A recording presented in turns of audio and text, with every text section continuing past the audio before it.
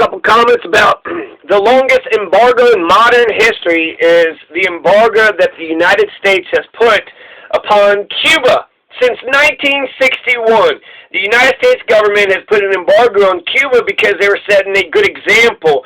They had nationalized the oil refineries, and he had to do that because the U.S. companies wouldn't refine all the materials they were getting from the Soviet Union. So he had to get some oil refineries that would actually, get some work done, and then nationalizing the land reform. So why does the U.S. government have the longest embargo upon Cuba? Because Fidel Castro started taking the land from Cuba. He said all this land is the government's, and then started distributing it out to the poor peasants, just like Abraham Lincoln did with the Homestead Act, just like the Constitution had tried to block, but land reform happened anyways from the Free Soil Party. So let's all get some land. Let's all get some land. That's what Fidel Castro wanted. That's what Fidel Castro, so he's going to go ahead and nationalize the oil refineries, and he's going to have land reform, agrarian reform. And those are the reasons why the embargo was put on him. He was doing good works, good examples. This is a socialist saying, hey, let's care about everybody. Let's care about the people. Let's give everybody equal opportunity. Everybody gets a chunk of land, and now let's see how you do. And then let's, get the oil industry. We need to just make sure that these companies are producing enough gasoline for us. So we have to, get Cuba moving. So I'm going to go into the details of this, but that's it. Because of land reform and nationalizing the oil refineries, which is what America just did with Venezuela. They got oil refineries along the Gulf of Mexico, but guess who took those over? The United States government took the property of Venezuela over. So, what a bunch of hypocrites. Absolute hypocrisy. And it's been going on for 60 years. Let's see, 61. Yeah, about 59 years. Nearly 60 years. Next year will be the 60-year anniversary of this embargo against this tiny little island socialist nation off the coast of America. Just because they're socialists, just because they care about the working class, just because they got universal health care, universal education, universal literacy programs, in addition to land reform and the nationalizing of oil refineries. So, some other things. Barbara Walters interviewed Fidel Castro. When she interviewed Fidel Castro, they had a nice lobster dinner. She said that Fidel Castro was charming, that he was chummy and charming, charismatic. She was basically just fawning over him the whole time. So Barbara Walters interviewed Fidel Castro not once, but twice. So the View is going to shit on Bernie saying that he had a literacy program, which is a good thing. Barbara Walters humanized the shit out of Fidel. So if you're going to, criticize Bernie, I'm sure I'm going to hear Whoopi and Joy and Meghan McCain criticize Barbara Walters. I mean, we're all just standing on Whoopi Goldberg's shoulders anyways, aren't we? Aren't we all just standing on Whoopi's shoulders? I mean, we're standing on the shoulders of giants, and she came before us just because she's older. Is that why she thinks? Just because she's older? So Cuba's had universal health care forever. In fact, the World Health Organization knows that the Cuban doctors are absolute top shelf. They are some of the best doctors in the world. Cuba has the highest doctors to population ratio, and Cuba has sent thousands of doctors to more than 40 different countries. They sent a bunch of doctors into West Africa to combat the Ebola virus. They had ended mother-to-child transmission of HIV and syphilis in 2015, and they developed a successful lung cancer vaccine. So Americans have an embargo on Cuba is just hurting me and the rest of us. This embargo in Cuba is just us hurting ourselves. So look at this technology. Wouldn't you like to stop HIV from being transferred from mother to child and syphilis and then lung cancer? They have a vaccine. So some medicine that will stop lung cancer from ever happening to a person forever and ever. That's what Cuba has. Cuba physicians are some of the most renowned. they're good. They're good at what they do. They're great at medicine, great at doctor, and even though Cuba is a developing country, they got doctors all over the place. Doctors over here, doctors over there, doctors everywhere.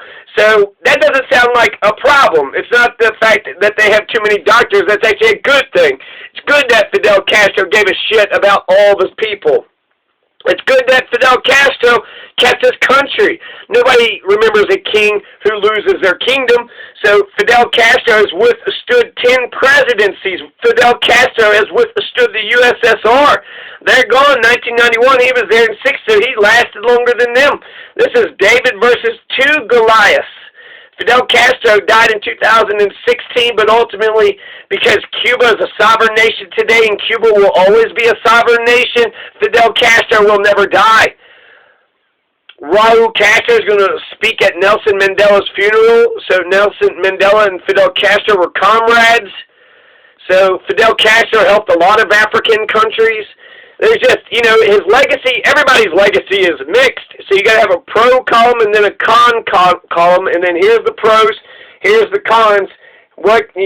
Then that's their overall legacy. So I welcome this conversation about Fidel Castro. Let's talk about Fidel Castro. Let's talk about this guy.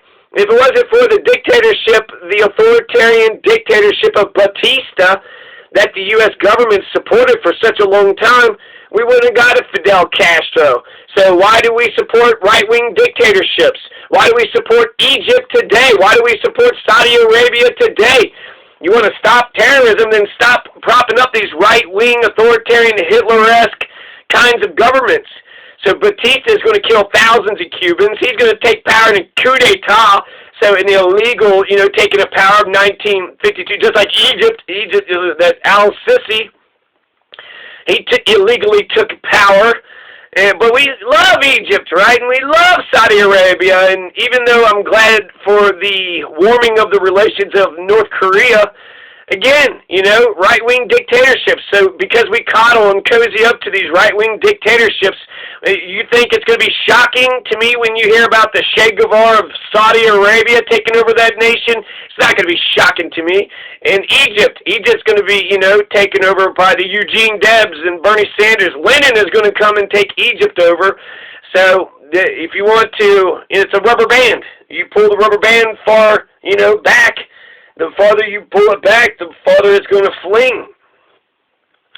So we are partially responsible. The United States government, at least the foreign policy, the policy towards Cuba, is responsible for the rise of Fidel Castro. So here's the timeline, okay? Let's start with 1952, Batista comes to power. And then the U.S. government's Eisenhower is selling Batista weapons and guns, and it's Havana, the mafia, and so it's just a bunch of capitalist wonderland. People go to Havana for the prostitutes and the gambling, and it's just a great fun time, right? So Batista is maintaining that mafia-run, casino-style kind of capitalism. And then 1958, Eisenhower stops selling arms to Batista. So eventually Eisenhower actually wisens up and says, we can't keep doing this. This is ridiculous. So the first embargo by the U.S. government onto Cuba was March 14th, 1958. With Eisenhower upon the Batista regime. The first embargo was against Batista. Eisenhower stopped the arms sales. So that's, if anybody, that is a trivia question for you. So this is ironic because Eisenhower's arms embargo gave Fidel Castro the space to take Cuba over.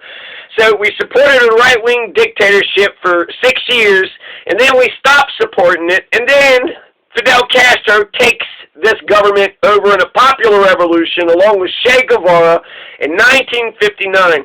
So now $100 million was lost to the U.S. mafia. So Fidel Castro took out the mob, took out the mafia of Havana. So he's the Rudy Giuliani of Cuba, right? He took on the mob and he won. So he takes Cuba over, and $100 million is lost to the U.S. mafia. He's taking the land for Cuba, passing it out to the peasants. He's nationalizing the oil refinery. He's getting Cuba up and running, and he gives a shit about the Cuban people. And so 1959 is when he wins Cuba. Now he has to win the PR effort Fidel Castro is going to do a goodwill tour of America. Fidel Castro has been talking. He's talked at the UN. He's talked in Harlem. He's given speeches on Face the Nation everywhere. So April 1959, he's on Face the Nation. And this is from a studio in Cuba. There's armed guards. This is CBS News. Right? So they're interested in this Fidel Castro. He goes to America. He goes to the Lincoln Memorial and puts a wreath at the Lincoln Memorial. He met with Nixon, but not with Eisenhower. Eisenhower didn't want to see Castro. And we're going to see this repeated over and over again. We keep on giving the cold shoulder to Fidel Castro. But he is going to meet with Richard Nixon before he's, anybody. I think he's the vice president of Eisenhower, right? So Fidel Castro meets with Richard Nixon, and Nixon was trying to get a sense of if he's going to be a communist or not. But Eisenhower wouldn't see him. So eventually, because of the cold shoulder and the disrespect, we drove Fidel Castro into the arms of the USSR. So in February 1960, Castro starts trading with Russia, the USSR at the time. He sold sugar to Russia for oil and arms. So he's getting some weapons and he's getting some oil. And since he bought oil from the Soviet Union, American oil companies, this is during the Cold War, which the whole damn thing is so stupid, but the U.S. oil companies are like, nope, we're not going to refine the Soviet imported oil. No, we want to import our own oil. We want a monopoly on the oil trade. And so the U.S. oil companies refused to refine the Soviet oil that they had just imported. So what was Fidel Castro to do? What was Fidel Castro to do? So yeah, because he gave the land back to the people, because he defended the poor, because he nationalized the oil refineries, just like the U.S. did to the Venezuelan refineries along the Gulf of Mexico coast under Donald Trump. This just happened recently. Castro had an agrarian land reform. Castro was nationalizing oil, industries, the oil refineries. So the U.S. stopped buying sugar and stopped selling oil to Cuba. Well, shit, the embargo just drove Fidel Castro straight into the arms of our enemies. If we would have actually, gave a shit for Castro, treated him like a human being, like, a brethren, like how Jesus Christ taught Christians how to treat others. And just like Castro, socialist, his experiments succeed or fail on its own merits, on its own vestiges. Why do we, sit there and gouge out people's eyes and then reproach them for their blindness? Why do we do that? We're the one that gouged out their eyes. And so to say, well, look at you, now you're blind, well, shit, you know how many assassination attempts the CIA tried on Fidel Castro? 900 times. So Fidel Castro's got a gigantic imperialist capitalist monkey on his fucking back. He's got this big fat fucking gorilla on his goddamn back, in addition to doing a brand new economic system. And just by the example that he was setting, that was all it took to threaten the power brokers in Washington, D.C. So we're just finishing up with the 50s. This is Eisenhower, right? Eisenhower's a bigger socialist than Bernie Sanders because he's got a 92% marginal tax rate. Eisenhower would have taxed Americans. Eisenhower did tax Americans higher than what Bernie wants to, and it was the wealthy too. So the marginal tax rate hits the wealthy. So, okay, now we're in 1960. So this is JFK's rise, right? So you got Eisenhower, who basically controls the 50s. Eisenhower in the 1950s, Clinton in the 1990s. Some of these presidents, Ronald Reagan in the 1980s, they take the whole decade, right? When I think about time in history, I feel like you have to organize it somehow, so either under a president or under a decade. So 1960, March 1960 is when Eisenhower is going to approve the Bay of Pigs, the CIA plan to arm and train Cuban refugees to overthrow Castro. Eisenhower is going to warn America about the military-industrial complex, whether salt or unsalt. And every missile that, dollar we spend on missiles is $1 less of bread and roads and schools. So, but he's got the CIA plan. We're going to arm and train Cuban refugees to go back and overthrow Castro. This is March 1960. This is when you're going to have 75 Cubans are going to get killed in an explosion in Havana Harbor. The freighter, the La Cubra, it's similar to the sinking of the USS Maine in Havana Harbor, which was the pretense for the Spanish-American War of 1898. It's when we supposedly liberated Cuba, but put them as a protectorate or a client state underneath our authority. So, March 1960, the same time that Eisenhower approves the CIA plan to overthrow Castro, you got this freight, this ship that just blows up and kills 75 Cubans, March 1960. So he blamed, Castro blamed America for that. October 19th, 1960, there's the prohibition of all exports. On January 3rd, 1961, U.S. withdrew diplomatic recognition and closed the embassy in Havana. Candidate JFK initially is going to disagree with Eisenhower's decision. 1961 embargo is going to be a commercial, economic, and financial embargo.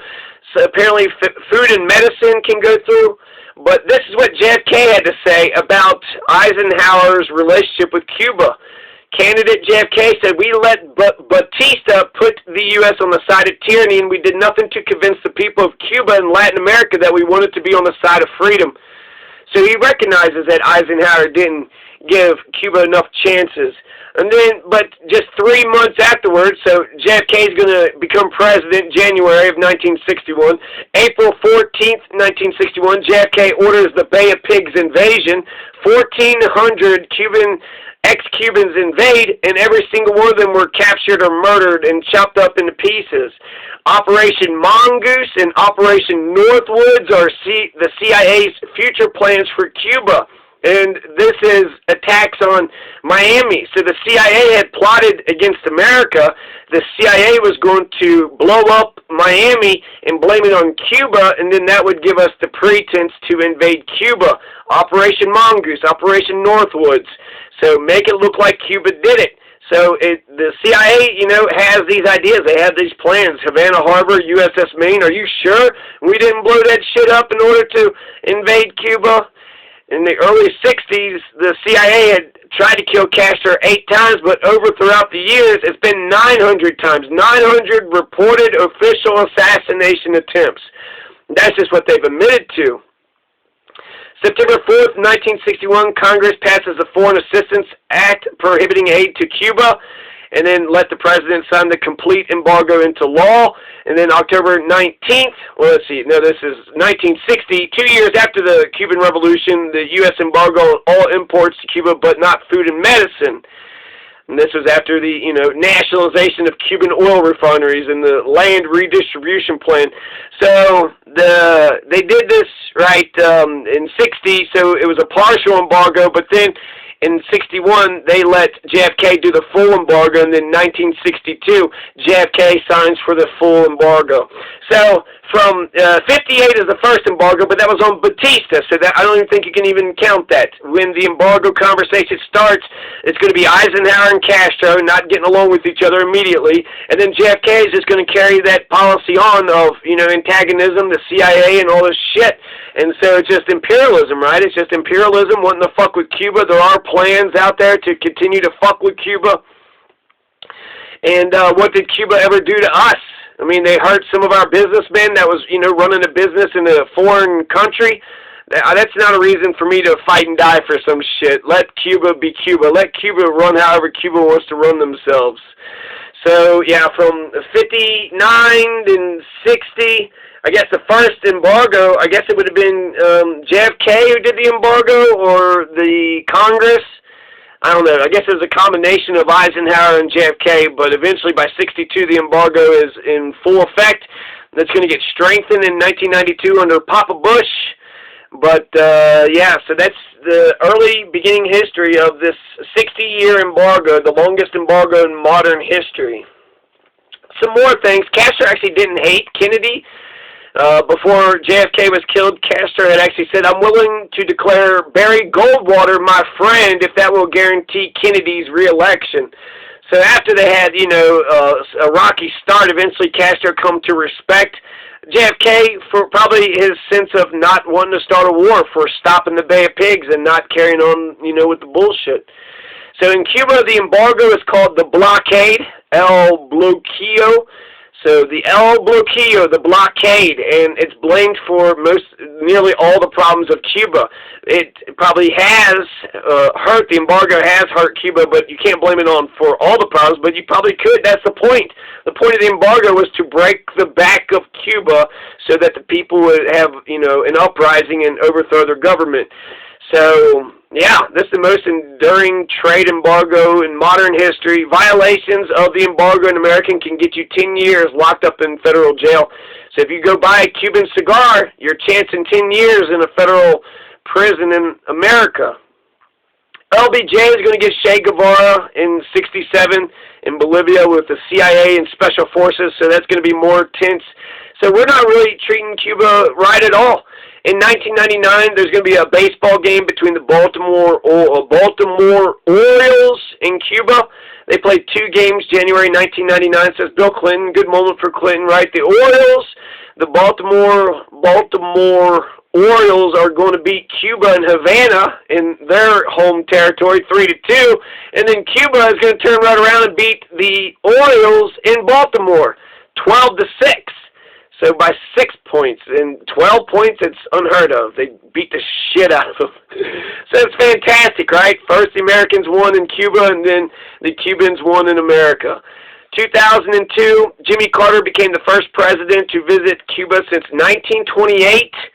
1928, which is Calvin Coolidge, and then Obama's going to visit 3 days in March of 2016. And that would be the first active president to visit Cuba since 1928. Jimmy Carter was a former president in 2002. So 1928, we've been freezing Cuba out since 1928. Since 1928. Why don't we bring Cuba in, Let them be their socialist selves. I guarantee you, let, Cuba succeed or not succeed without a gigantic gorilla on its back. Let's see how they would have actually done then, right? 1928, Calvin Coolidge rode aboard the USS Texas from Key West to Havana. 1928. And then we wouldn't see Cuba for another 70, 80 years later. So, and then Obama was thawing the relations with Cuba. Donald ended those thawing, but he thawed the relationship with North Korea. So right-wing dictatorships are fine, but left-wing dictatorships Donald has a problem with. You have, what else is going on here in Cuba? Most people oppose the embargo, the European Union, China. I guess I'll just end off with the argument against the embargo. So the whole point for the embargo is to break Cuba's back. We've only made them stronger, made them more resilient. The Bay of Pigs, Che Guevara said, made the revolution stronger than ever. And so the antagonism, as much as, Fidel Castro has a mixed legacy. Fidel Castro, apparently, he did all the shit of the communists, like the farm collectives and the gulags and the political prisons. But I've only heard those things. I haven't read into detail. But, I'll give you all those things. He's an authoritarian. He's going around murdering political dissidents, doesn't believe in freedom of the press. And so, he's not perfect. He, definitely fails. His democracy is weak. I think our democracy is weak. So I'll give you all those things, every bit of those things. Now, he's not a threat to us. He's not saying he's going to invade us. He's not killing other people, foreigners. He's, his opponents and enemies within Cuba. So the political dissidents, he did it right after the revolution. I'm not sure if he kept on doing it or not, because they have elections, but Fidel Castro runs Cuba. That's just, known. So he is a dictator. He's a left-wing dictator in terms of having a state power. But I don't know any person that has state power that doesn't think like a dictator. You have state power, you have the monopoly of violence, you're the one that's in charge, it's your nation, it's your country. And so I think governors, I think presidents, I think mayors, they're all authoritarian in some respects, and you want them to be because you want the government to be able to handle shit. If there's a bunch of crime and kidnapping and raping and murdering, the government's not cracking down on that shit, well then, what the fuck is the government, what's the point? The government's supposed to maintain peace and order and safety for our security. So it hasn't, broken the government's back. It hasn't inspired the people to revolt against the government. So even though there are dissidents and people that don't like, a lot of people like what's going on. It's a developing nation. They have a great health care program. They have an incredible education system. They have 99.8% literacy at all levels of the education system. You want to be a doctor, you can be a doctor. You turn around, you want to be an architect, go be an architect. They got the same thing with medical schools. Doctors are, plentiful just to the left and to the right, and everywhere are doctors. Fantastic. The land of doctors, right? The land of milk and honey. I would rather have a land of doctors. And then, you can make some money and buy all the milk and honey you want to, because doctors are rich as shit in America. So maybe they got too many doctors. I don't know. But, so the embargo. Fuck this embargo. With the embargo, we're, keeping all that medicine, all the transmission of HIV and syphilis to the mother, do we have that? Technology. They're fighting Ebola. What did they fight Ebola with? They have a vaccine for lung cancer. How many other medical innovations does Cuba have that we prevent ourselves from having by having this stupid-ass embargo? An embargo which was started out because they were passing out land to the people. People in America need their own land. There's homeless and poor people in America, so land reform could help America. And then the nationalization of the oil refineries just to make sure that they had gasoline and they had, enough oil to make their country run. This is just, kind of common sense. So the embargo has dented and hurt Cuba and caused many deaths and has caused lots of hardship, but it hasn't broken Cuba.